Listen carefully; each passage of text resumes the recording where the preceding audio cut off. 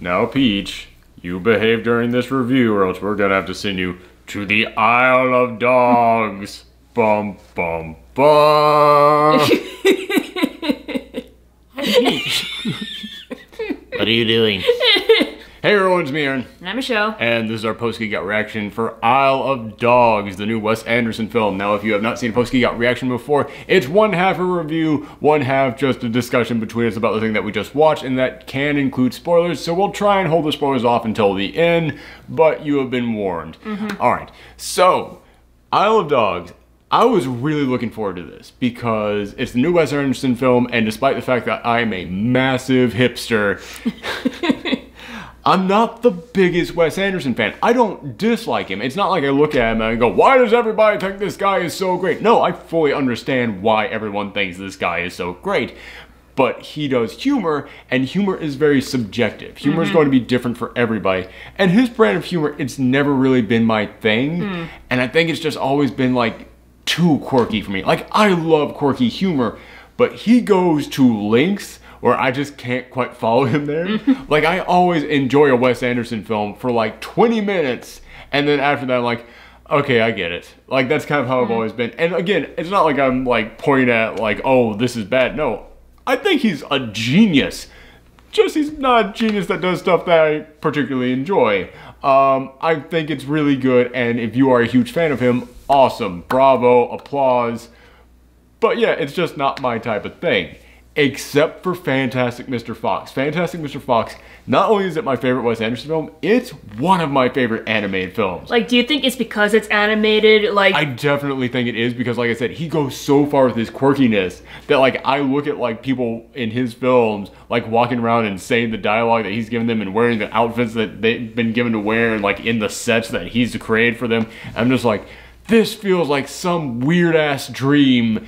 And eventually it gets to a point in which I'm like, yeah, I can't follow this anymore. Like, not follow it as in like the plot, I don't understand it, as in just simply like, yeah, this is like driving through a part of town where there's no stores I want to go into. But with animated stuff, I feel like finally everything in there matches his level of quirkiness, because you see human guys walking around saying the dialogue that they're given in the sets he's given them, and it's like, this looks so odd. And I understand what it's supposed to look like. It's kind of supposed to look, there's a reason Rushmore was the first film he made, which was about this kid making really big, elaborate stage plays. Yeah, it's kind of that. It's all supposed to kind of look like the world's most elaborate dollhouse, the world's most elaborate, like, 9th grade play. It is all meant to kind of have that feel to it, and it does. He nails that. It's just not a feel that I really, you know, really strikes a chord with me. But with animated stuff, when he does his animated films, holy cow, he blows it out of the water, because that's the moment in which I'm like, everything is on the same level here. I'm okay with everything, and he can go even further in there than he can in his live action stuff. And I feel like, I think that's what it is. It's not that he doesn't go too far with his quirkiness, it's that he's in some weird, like, special, like, middle section. Like, here's the amount of quirkiness I enjoy, and here's the amount of insane levels of quirkiness that I enjoy. He's right in that little middle spot, which I'm like, okay, this is nice. But with the animated stuff, it feels like he goes, okay, I can finally push it into the really crazy stuff, and it's like, oh, now it's all there, I got it. So, by the way, we have a little portrait of a dog that someone gifted us, and our dog is going up to it, sniffing it, while we were talking about Isle of Dogs. this is such a dog-themed. Yes. Such a doggy review. It's like the dog review. But yeah, so I was really looking forward to this because, like I said, I absolutely love Fantastic Mr. Fox. There was a period of time in which Fantastic Mr. Fox, it was on HBO like constantly, like on repeat, like once a day they would show it on there. And I would just be like flipping through the channels and be like, oh, Fantastic Mr. Fox is on. Guess I'm watching this for the rest of the day. It's like, I didn't really, like, I did enjoy Fantastic Mr. Fox, but like not as much as you did, and I think it's because it felt like a little odd to me, because it was based off like the Roald Dahl story, the Roald Dahl book, and Wes Anderson and Roald Dahl. I don't feel like they mashed together that well. Like, okay, yeah, I can't make any arguments there because I'm not smart enough to know who Roald Dahl is. But yeah, okay.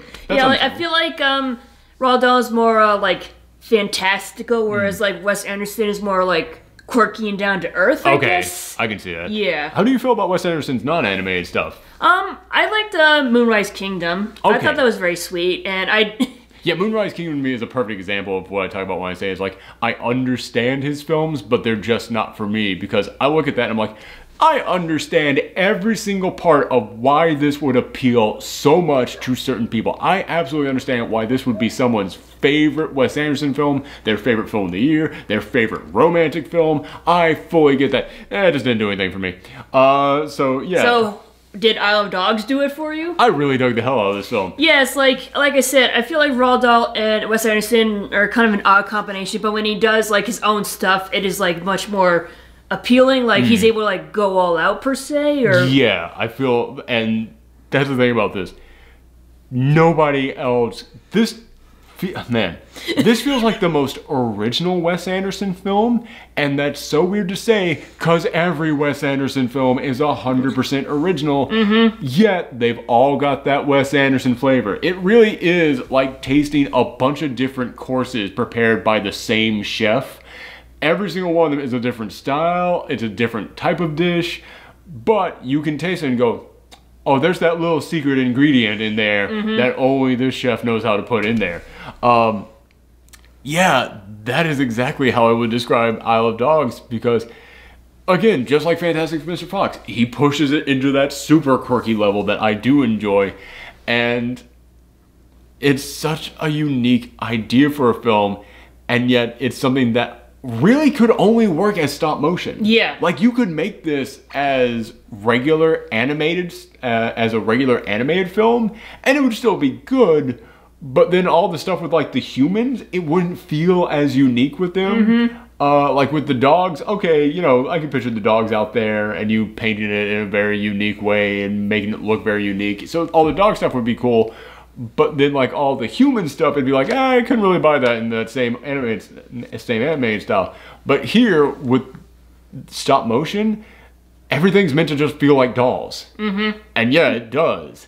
And that, to me, is the huge appeal of Wes Anderson himself. Every single one of his films feels like a really unique, special kid who's really bright, but really weird, and no one knows what to make of him, just acting out plays with his dolls. That's what every single one of his movies is meant to feel like. And yeah, this one absolutely feels like it, but it feels like he built a massive, like, maze of doll houses to be able to pull this thing off. Basically what this film is about is that the mayor of this town in Japan, it's overrun with dogs. And not only is canine overpopulation a huge problem, but also so the dogs are starting to get like this dog flu and some like second disease. I can't remember what it was. Snout fever? Snout fever, that was it. I knew it was like snout something. Yeah. Okay. So he declares every single dog, not just strays, but even domesticated and pets, are going to be taken to Trash Island and just dropped off there. That's it. And like End of plan. But the way they transport the dogs there is very unique. It's like they don't just Wes like, Anderson. like they're basically on like a ski lift, like a trash It's like a mining cart on a ski lift, basically. Yeah. And they just like pack all the dogs in there and just like dump them on there, and it's like this thing is like going all across this really long like it river. shows like on a map like how it goes from like their town to Trash Island. It's just one long ass like rope all the way across the sea. Yeah, it is. It's the kind of thing that the idea of like, okay, it's a mining cart on like a little like rope. Okay, that's not that weird of a thing. But you see the way that Wes Anderson pulls it off, and it's like, oh my goodness, yeah, that's very unique. That's kind of what Wes Anderson is. I could tell you every single joke in this movie, and you would not laugh or not find any of them funny. But then the moment that you see them in this movie, even knowing what I told you, you would then find them funny, because it is next to impossible for anyone to describe why a Wes Anderson film is funny. You just have to watch it. Yeah, it's because you can't describe to someone and capture the delivery, the setting, the performance. Yeah, you can't describe that.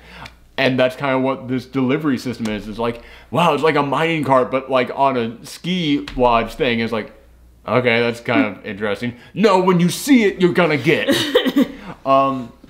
But yeah, they arrive on this island, and the movie follows a pack of 5 dogs. And 4 of them were domesticated. They were pets. There was Edward Norton, who played Rex, which, man, I haven't seen. Owen Wilson used to be one of Wes Anderson's guys, but I haven't seen him in his last few films. But I have seen Edward Norton in there. Like, Edward Norton was in Moonrise Kingdom, but I don't think Owen Wilson was. And I think Edward Norton, this one I might not be sure on, but I think Edward Norton was also in Grand Budapest Hotel, and Owen Wilson wasn't. That one I might be wrong on, but I'm not sure of. But yeah, basically, like, I haven't noticed Owen Wilson in a lot of his films recently, but I've noticed Edward Norton. And in this film, when Edward Norton started talking, I went, oh, he got Owen Wilson back. And then I paused and I went, oh no, that's Edward Norton. And then I went, oh fuck, that's kind of like insulting. It feels like when I heard that and I thought it was Owen Wilson, it felt almost like Wes Anderson turned to Owen Wilson with Edward Norton and just went, I've traded up. Sorry, I found the better version of you. It's like that meme. It's like friendship ended with Owen Wilson. Oh, I thought you meant that meme in which it was going to be Wes Anderson like staring at Edward Norton. Oh, no, not that one. Owen Wilson just, oh, wow.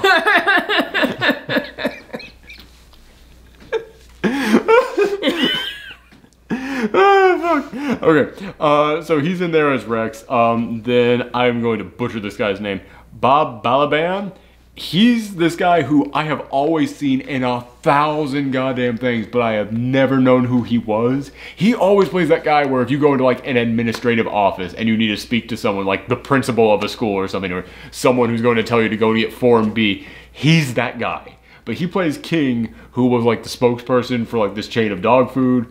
Bill Murray plays Boss, who Boss was my favorite one among them, because Boss, he was adorable. He was like wearing a baseball jersey the whole time, but he was the mascot for a baseball team. And then there was Jeff Goldblum, who played Duke, and Duke had the one like running gag among them. Well, actually, there was a couple of running gags, but he had the most prominent running gag. Like basically, he was like the gossip dog. Like every now and then, he'd just be like, "Hey, did you hear this rumor about blah blah blah blah?" And the thing is, like, whenever he mentioned a rumor, it always pushed the story along. Yes. It wasn't just like random out of nowhere, just for comedy. That was the thing.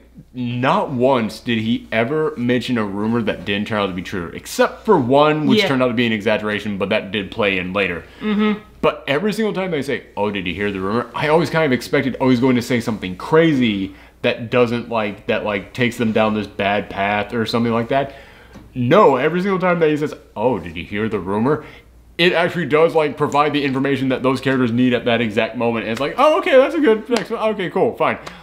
But that's one of the best running gags in this film, because the first like 5 times it happens, I was just like, oh, okay, whatever.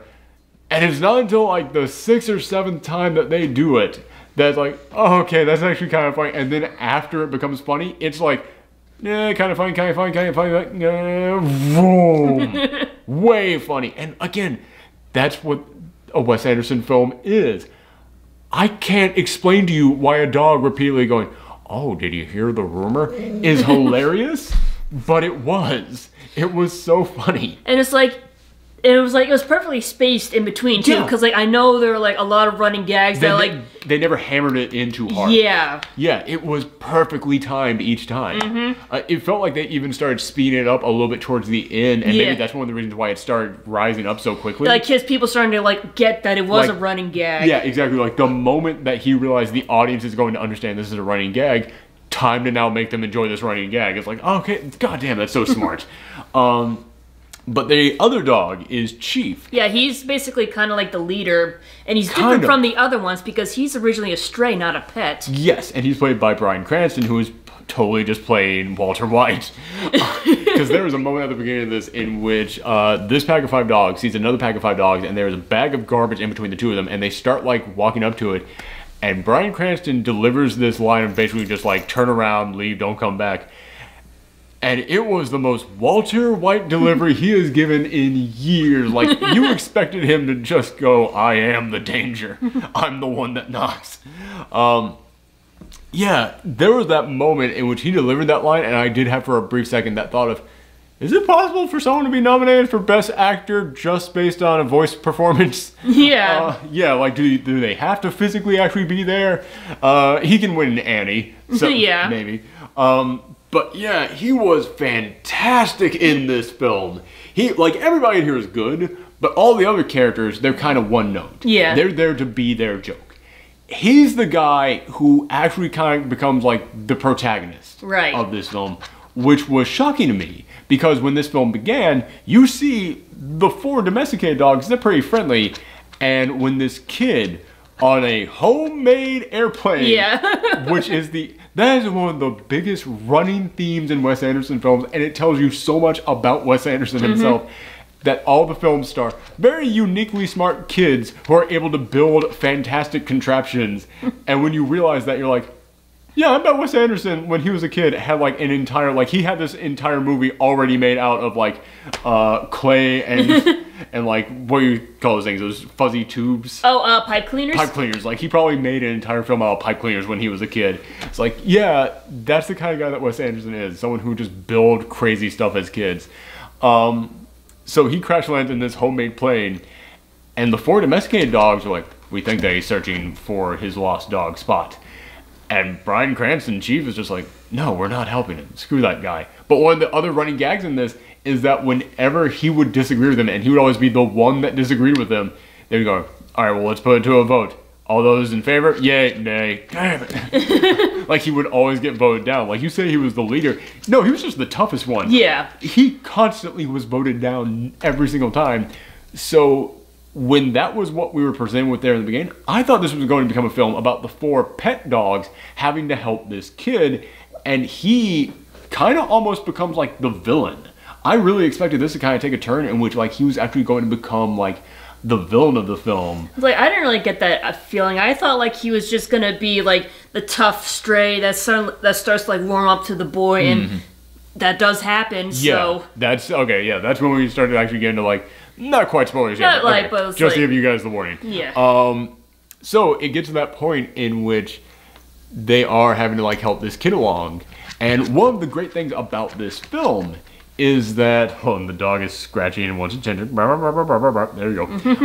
One of the great things about this film is that all the dogs speak English, but all the Japanese people in this film speak Japanese. And one of the parts of this plot is that the dogs don't understand what the human is saying, and yes, us, the English-speaking audience, doesn't understand what the human is saying either. And it's a brilliant excuse of how they're able to pull that off. But yeah, it's basically like we're seeing it from the dog's perspective. Yep. It's like there's even like a notice like in the beginning of the movie. It's like all people are speaking their native language unless like translated. Unless translated through, it's one of those lines that like only Wes Anderson could deliver, and there's no way that we could like properly give it. But basically, it's something along the lines of. All the humans in this film are speaking their native language unless otherwise translated through translator, subtitles, electronic devices, or exchange students. Yeah. And all the dogs speak English. All dogs have been translated to English, and it's like, that makes sense. Yes. In a Wes Anderson film, that makes perfect sense. Yes, which that's the best way of describing this. In a Wes Anderson film, all of this makes sense.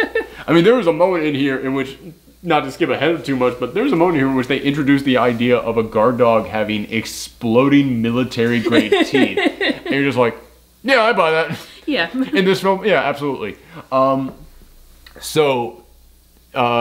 These dogs are now helping this kid, and they have to go on like this epic, massive journey. Yeah. And just going across like all of these great, amazing things. Yeah, and because like the Isle of Dogs, like it's pretty darn big. It's huge. Like, they show it at one point, and it's like, it's shaped like a hand at one point, and they go, we'll cross the middle finger. It's like, yeah, it's a big hand, and then there's another island up here. Yeah, it's like called a cuticle, so it's like, yeah, it's like, it's like, and like the thing is, like, originally, like, the Isle of Dogs was the Isle of Trash, so like, that's where, like, all the people, like, dump off their trash and have, like, their nuclear test explosions and stuff. Yeah, and that's one of the other incredible things about this, is that it was an island just built for dumping trash, but as they explore it, you realize Oh, there was something here before even that. Yeah, there's like a whole bunch of stuff. There's a moment in which they go into like a golf course in there. Yeah, there's like supposed to be like a theme park. Yeah, they cross into a theme park, and there's a great sequence in there of just like this little kid. Like, this kid is on a mission. He is a genius. He has a set goal. He is trying to stop the evil mayor, who also happens to be his uncle who adopted him after his parents died. And yet when he gets to this theme park, he walks up to this sign that says, "You must be this high to ride the slide." And he just goes, this tall to ride the slide. And he just goes. And then the Bryan Cranston dog just, "No. No. You're too short to ride this. No." It's like, we have to get going. We can't. But it's like. But he's a kid, and that to me is a scene that sums up what is great about Wes Anderson films. You have these really genius children in there, but they're still children. Yeah. That's something so great about it. And another great thing about Wes Anderson films, I'll jump around a little bit on this, but we're on this topic right now, is that it's also set in a world where kids kind of have equal power to adults almost. Like, that's another running theme in a lot of these things. Like, you know, like even going back to Rushmore, which is probably, oddly enough, the most realistic Wes Anderson film. Even in there, Rushmore is basically running the school. He's basically got full control of this school, even though he has been refusing to move on for all these years. But yeah, in all these films, like, the younger person will have just as much impact on the story as everyone else. And there is a moment in which they introduce a school newspaper, and they're the only ones fighting for the rights of dogs. And they're the only ones who are going to be able to get to the bottom of this case. And it's like, holy shit, yeah, a school newspaper being headed up by this foreign exchange conspiracy theorist from America with this giant blonde afro. Total Wes Anderson design, by the way. And yeah, she is like the only one there who is like, "No, we're gonna get to the truth." And like everybody else on the school, like, yeah, they're all behind her and they're marching around with her with a giant speaker going fighting for dogs. And it's like, yeah. And there's a moment at the end of this film in which they get up on stage and like confront the mayor. And it's like, yeah, they're little kids, but they're able to confront a mayor. Like, that's something that can only really work in the magical mind of Wes Anderson. Yeah. As I said, even though I'm not the biggest fan of him, just simply because his style of humor doesn't really appeal to me, like, I don't really find it that funny, I find the plot lines in his films, and I find the themes of his films freaking genius, and I love those. So yeah, it's one of those weird things which, even though I completely appreciate his films, the humor never really gets me, except in these films. In these films, it works fantastic. So yeah, they're on this big quest, and you start seeing everything else on the Isle of Dogs. You see there was a theme park here. There was like a chemical testing plant. There was like a golf course here. But also, it does have that feeling of, I'm going on an epic quest because they have to go and find the seer. Yeah. Which is like this old Saint Bernard with like one eye and his little pug sidekick. And the pug sidekick is like a seer who they say can see the future with her visions. And what I love is that like half the dogs are like, "Oh my god, she can see the future." But then the other dogs are like, "No, she just knows how to watch the news." And then you see there's a functioning TV in there. Yeah. And she's just watching the weather report. Yeah, it's like that's probably like the only functioning TV on the entire island. So that's probably why like so many of the dogs like look up to her probably. But it's another one of those things in which like you want to rationalize it and go like, "Oh, that's why they all listen to her because she has the one functioning TV." But you also don't even have to think about that because that's another part of the genius of a Wes Anderson film, especially an animated Wes Anderson film. I never once looked at that and just thought, how on earth is electricity getting to that television set? It's like, no, just roll with it, man. Suspension of disbelief. It's easy to do with animation. Especially with quirky styles. Yes. Like tone. I always bring this up. Why do you criticize some films for some things and other films for not other films? Tone. If you can establish the appropriate tone for your film to make you buy certain things in one world, then yeah, wonderful. That's what Wes Anderson does with this. He is able to set up a tone for his films where you can honestly buy almost anything that could possibly happen here. There is a moment in which cyborg dogs pop up in here. in which it gets revealed that the mayor and the local crime lord and like the head of this computer programming research center and all these other organizations are all working together to get rid of the dogs because they're from a family line that worship cats.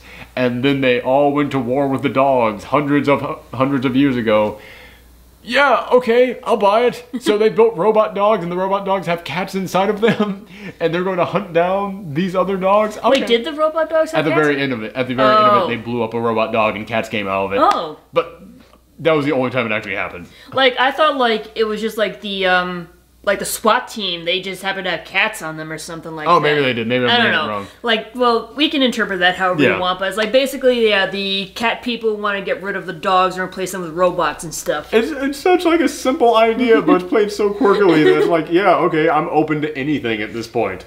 And it's like, it's funny because, like, the Japanese love their cats, so it doesn't surprise me that like something like this would happen. But at the same time, there are plenty of Japanese people who love dogs too. I was about to say dogs are a big deal over there. Yeah, they are. There was a moment at the end of this that made me think of Hachiko. Oh yeah, yeah, the dog who waited for his master all these years.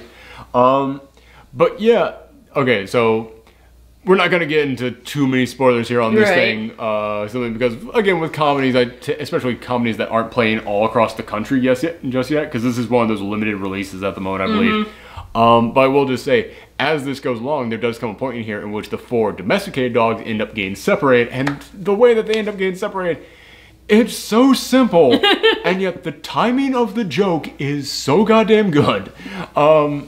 But they end up getting separated, so now it's just Chief and the little boy, the one who didn't want to guard the little boy, and then it's just the two of them kind of bonding. And oh my god, it was so good. Like, if you love dogs, if you have dogs, if you know that special relationship that a dog owner has with his pet, oh my god, it is fantastic. The whole sequence of watching them actually bond. And it made me just think, man, at the beginning of this film, I thought he was going to be the villain. And it's so refreshing to see where this storyline goes. But we're talking about how the humor of this is very Wes Anderson-y. Another thing I got to point out, the character designs are so Wes Anderson. Yes, absolutely. I mean, the main character, yeah, he looks like just a normal little boy, but every time he gets mad, he clenches his teeth, and he's got one tooth missing in the front. It's like, yeah, that's a Wes Anderson design. Like, just that little tiny thing in there, it makes it go, yeah, he's a little kid, even though he's really serious and pissed off right now. Or like the foreign exchange student with the giant blonde afro. Like, yeah, that's great. But the one that got me is that the mayor has an assistant called Major Domo. Yes. And he is this giant lurch-looking motherfucker. Yeah. Like, just this giant, like, 7 feet tall, hunched over shoulders, forehead that's like this very big. Like long in the face, and is like pale, almost pale green. He's like a mix between Frankenstein and Nosferatu. Like, it really... I was thinking like what's his name? From Ratatouille. Shoot. Oh, the food critic. Yes. Yeah. Okay, I can see that. Like, I kept thinking Lurch the whole time. Ego, that's his name. Wow. But yeah, I kept thinking Lurch the whole time, but Lurch stands up straight. This guy, he's got the hunch too. Yeah, I looked at that and I was like, that is a Wes Anderson design. It's like, yeah, man, this film is going to be amazing for people out there who are waiting for another great Wes Anderson film. And I'm saying that as a guy who's like, yeah, the Wes Anderson films, they never really do anything for me unless they're animated. But I really only have that one film to go off on. Now I have this one in which I can say, yeah, this one, again, it proves it. If he does animated, I'm all in it. And the quirkiness of his sense of humor works so well with the stop motion because there will be, like, anytime that the dogs all get into a fight, they do the big dust cloud effect. But the dust cloud, it's just cotton fluff. Just like cotton fluff that they're slowly moving around. Yeah. And it looks like exactly like I said, the appeal of Wes Anderson is that it's supposed to look like someone just playing with a big-ass dollhouse. And yeah, it looks like if you got a kid who's just really smart enough, this is what he would put together for, like, how do I make it look like dogs are fine in stop motion? Cotton fluff. Just slowly moving the cotton fluff. But anytime that you need to smoke, like the rocket ship blasting off, cotton fluff, cotton fluff. Yeah, it's all great. But it's not just stop motion in this. Because anytime that you see something on TV, oh yeah, I was just about to bring that up. then it becomes actual animation, like 2D animation. 2D animation, yes. Yes, and like, but it still keeps with the style It of the looks stop motion. exactly like it. It's like you buy it absolutely. But also just like the logic of this world. I think it plays into all, like I said, the quirkiness, like the logic of how everything works in here, like the fact that there is this English translator translating every major announcement that the mayor makes, but she's like kind of getting into it. Yeah. Like, it's played by Frances McDormand, by the way. It's like, it's almost like she's like a sports spectator. Yeah. Like. Oh my god, you nailed it. That's exactly it. But then there comes a moment in which, like, the newspaper kids, they make their big news announcements and they're making a big proclamation, and then goes, we now go live to junior interpreter to translate this. And it's her standing there with a little kid next to her, and she's like holding the microphone up to this little kid. And like, she's right there. Why can't she translate this? It's because a kid has to translate the kid. And just don't ask questions. It's just how it works. But what I love is that you can tell it's like, this is this kid's first day on the job. Like, he's a little kid doing this because he keeps screwing up words and having to repeat them. It's like, he sounds like I do when I try to say things. Except that I say things wrong because I'm an idiot who just never learned how to talk good. This kid sounds like a kid. It sounds like how a little kid would talk when he's trying to like translate for the first time. It was so like, you look at it, it's like, why would you be doing this? I don't know, but it works. For some reason it makes sense in this crazy world. But I did have some complaints though. This, as much as I'm praising this, Fantastic Mr. Fox, I freaking love that. But this one, there's some few things that kind of tapped it down for me. One of them being, I really dug the 4 domesticated dogs. But as soon as they get separated, like they were a big part of this movie. As soon as they get separated, they're kind of gone from the film. Yeah. And it's kind of weird that like they were that important in the first half of this film. And then like there's no like individual, like you get backstories on each of them too. And they each have their own unique personalities, and they each add something to the conversation, and they're all on this quest together. But as soon as they get separated, they pop up like twice in the rest of this film after they get separated, and that's at like the halfway point of this film. And yeah, it kind of feels like a chunk of this movie just left with them. So I did kind of have that problem. What else did I kind of have a problem with in this film? I did kind of want a little bit more of the foreign exchange student and the newspaper team. I loved everything we got with them, but even just like 5 more minutes of them, I think would have been like fantastic. Because like there is a moment at the end of this, it's an amazing reveal of like they have like this one computer whiz working for them, and he does something fantastic at the end of this. And all I could think was, if I had like 5 more minutes in this film with the newspaper team, this would have been even bigger. This would have been an even bigger impact. And this film, it's 100 minutes long. It's not like it's pushing a long period of time. 105 minutes would have been just fine. And honestly, I had one other complaint. And I don't remember what it is. So it could have been that bad. Like, really the only one that did kind of bug me was just that, where'd all those other dogs go? Yeah. And then, like, when they do pop up, like, the very next to last time that they pop up, and this, actually, I think it was the last time they pop up in here, Rex is now pissed at Chief, and it's looking almost like, oh, shoot, are you going to have, like, a change of character here? And then they just get dropped into water, and then that's it, and you never hear from them again. It's like, what the heck was the deal with that? Yeah, so I kind of feel bad about how they just kind of, like, shooed them off to the side. But yeah, I really did dig this film. I wish we had just gotten a little bit more of the humans in general. I guess not even just the newspaper crew, but just the humans in general. Because I really want some more of this, of the little pilot boy. I guess so, but like, at the same time, it's like, the dogs are the main focus. The dogs are the main focus, I get it. Yes. But I just think that the running gags with the humans are so good as well. Like, not even the running gags and like repeating gags, but I mean just like all the jokes about their personalities and like how they operate. I think that they're all so good that I wanted some more of that. But yeah, in the end, I think this film, it's an excellent film, especially if you're a Wes Anderson fan, but especially if you liked Fantastic Mr. Fox. Like I said, I like that one more. But you probably like this one more. Yeah, I do. So yeah, it's fair to say that it's like, hey man, if you had positive feelings about Fantastic Mr. Fox, you'll enjoy this one as well. Because yes, the quirkiness of it all, the wackiness, the wittiness of all the dialogue and the setup of this world, it's all brilliantly played out. Also, one other thing that I wanted to say about this, I love how human the dogs are. Yeah. But I love how human they are, not in that they act human. I love that they act like dogs, but they talk like humans. Like, it's very sincere and...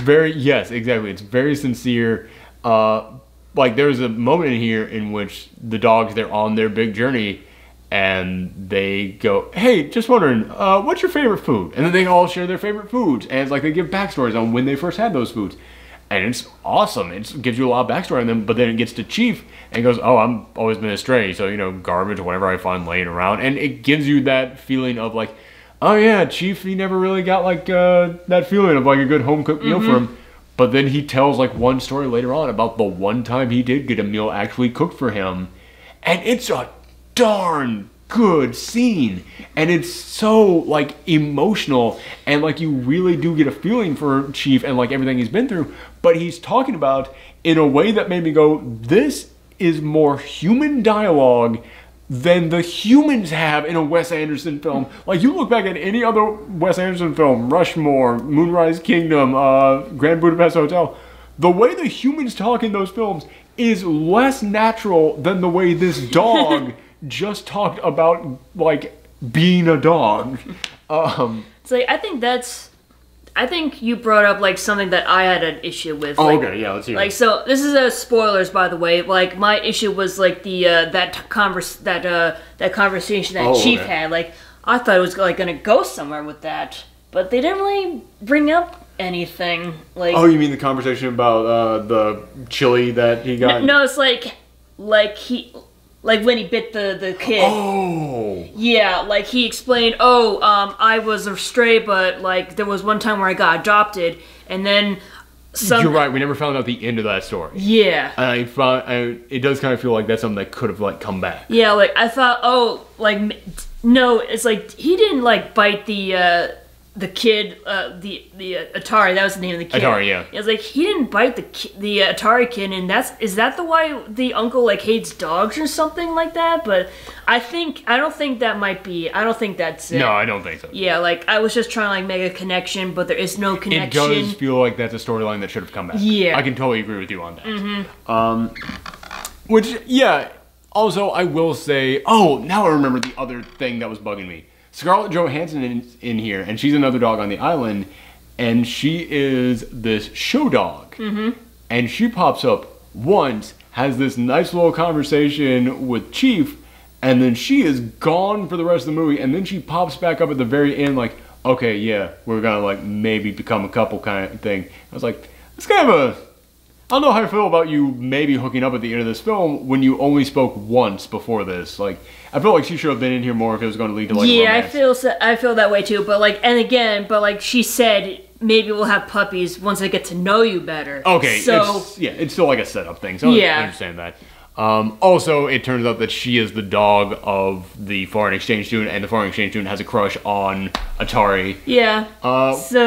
Which again is another reason why I really wanted more of the foreign exchange student, because I just loved her like quest for like justice, and like she goes and finds, which, man, I love that like the competing political party running against the mayor is the science group. Like that, it's called the Science Party, and they're the ones who's like, we can cure the dog flu, we can cure the snout fever, we can cure all this, just give us time.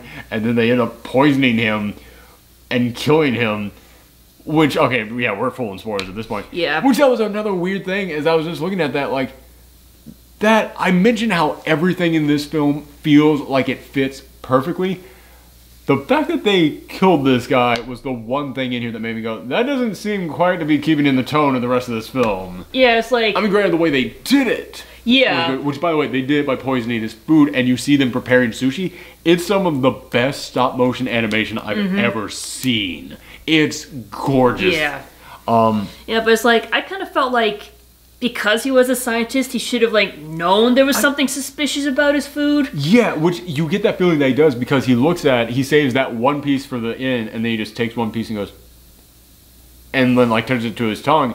I was like, okay, he's going to tell something's wrong. No, that was enough to instantly kill him. Yeah, and like, it was poisoned wasabi, and that was like basically what they were gonna do to like kill off all the dogs. Yeah. So yeah, and also that's another thing that I didn't like about this film is that they did kill him off, not because like the tone didn't seem to fit, but also because I really liked seeing all the science guys. Yeah, I do too. But They it's were like awesome in this movie, and then like after that, they're pretty much mostly gone, except for like the one character who was played by Yuko Onna. By the way, that's a very weird appearance, but okay. She was in this film. And yeah, just as the science assistant, and then after that, she's just at this bar and super sad. Yeah. But speaking of things that only fit in a Wes Anderson film, it's a science bar where they're like making concoctions and they're like just passing them down. It's like, yeah. Although concerning Japan, I'm pretty sure there is like a something. science-themed bar out there, so. It's possible. But that's another part of this film. When does this take place? Because I can picture that there now, but this has like a 70s vibe to it, especially with the giant afro that one girl has. Yeah, and it's like basically it said 20 years in the future, like 20 years later. Yeah, that's what it said. Like no, it specifically said in the future. Yeah, like so. In other words, this is meant to be in the future. So that's yeah, it's supposed to be like 20 years from whatever you're watching it. So so that actually does explain a little bit more to it. Yeah, that's like his like big pass for. Okay, this just explains everything. this is why everything looks weird. But yeah, I absolutely really did dig this film. It, at the moment, granted, it's still only late March, but we're a fourth of the way through the year now. I feel it's safe for me to be able to start finally saying this. At the moment, this is my favorite film of the year. Mm-hmm.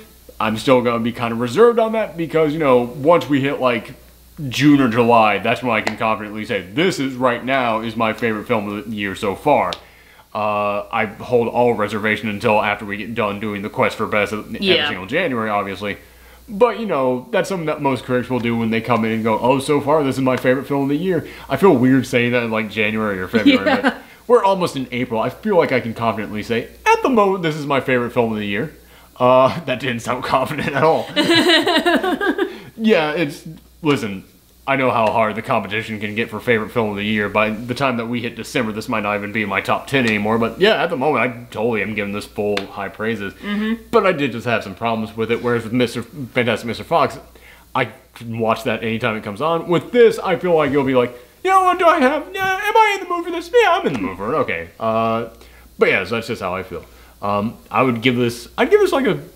actually probably give this like a solid A. Yeah, I think so too. I'd probably give this a solid A because even though I do have those complaints, the fact that it succeeds so well at everything that attempts. Yeah, like the issues we have, like I feel like we can easily overlook them and just enjoy the movie. But that's the beauty of a Wes Anderson animated film.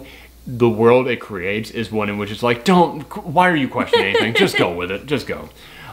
So yeah, I really dug this, and if you are a Wes Anderson fan, then you definitely need to see it. But even if you aren't quite a Wes Anderson fan, like I said, I'm not really a Wes Anderson fan. I appreciate his stuff, I see the appeal of it, it's just not really for me, but for some reason, the animated stuff is totally for me. Yeah, if you're a big fan of stop motion or dogs or both, then I definitely recommend this movie.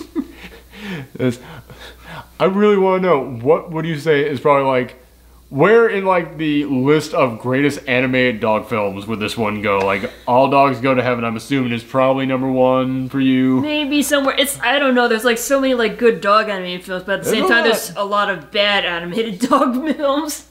I keep telling you, you need to start up your YouTube channel and just do animation in there. I don't know, the way YouTube's running everything, I don't know. No, it never hurts. But anyway, alright, thank you guys for tuning in. We have one more review coming up tomorrow. It's the big release it's the big quote-unquote release this weekend.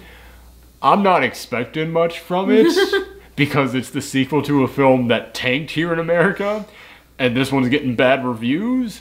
So I don't know what to expect from Pacific Rim because we saw this film and it was at a theater where it was playing in 3 different theaters and this was jam-packed. I would love it. I know it's not going to happen because this is only like limited release. But I would love it if it turned out that Isle of Dogs made more money this weekend than Pacific Rim. And again, I'm not hating on Pacific Rim, but I am kind of hating on the whole, like, dude, this made, like, no money, and, like, people were just kind of, like, okay on it, as a general whole population. I know the people who love Pacific Rim love Pacific Rim. So if you did, awesome. But I'm just stepping outside the bubble for a second here, guys, and just going, yeah, the average person out there just thought it was kind of okay, and it didn't make any money. So I keep looking at it like, this is really fucking arrogant of you to come in here and just make a sequel to this thing. So there is a part of me that's like, God, I would love it if Isle of Dogs beat it out this weekend. So we will see. But thank you guys very much for tuning in. Come back tomorrow. Bye. Bye.